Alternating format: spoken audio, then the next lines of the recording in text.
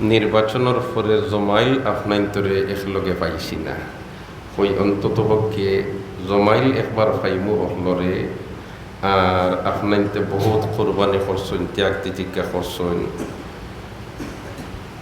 সরাসরি আপনাইন্তর সাথে সাক্ষাৎ হইব ও ইরাদা করিয়াও আইয়া হাজির হইছি। যদিও নির্বাচনের পরে একদিন আসরের নমাজ পড়ছি, লগে গাড়িও আরও কিছু আসি, নমাজ পড়িয়া সলাম ফিরাইয়ার থামতাম পারছি না, দৌড়াইয়া গিয়া গাড়ি উঠে গেছি।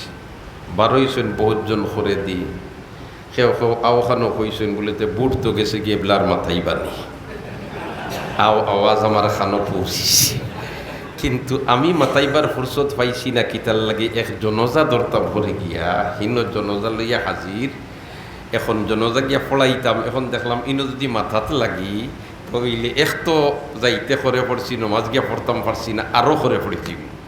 ও জরুরতে বাধ্য করছে খেওরে না মাতাইয়া দৌড়াইয়া গাড়ি তুলছি। তো মায়ার মানুষ দ্বারা দুই চারজনে কইসই নি কেন আমার খান পর্যন্ত দিকে পৌঁছিল, এবলা মাতাইবানি মুফতি সাফে এবলা তো খাম লই গেছে।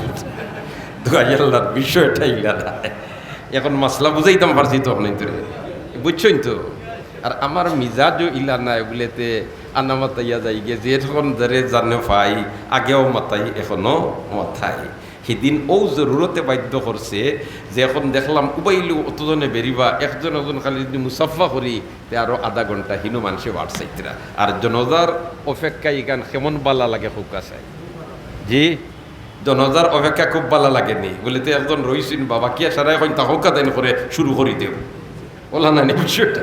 ও মুসিবত আসলাম যার কারণে আপনার তোরে মাতাইছি না দৌড়িয়া গেছে। সুবহানাল্লাহ। আল্লাহ আমারেও মাফ করুক, আপনার তোরেও মাফ করি দেব।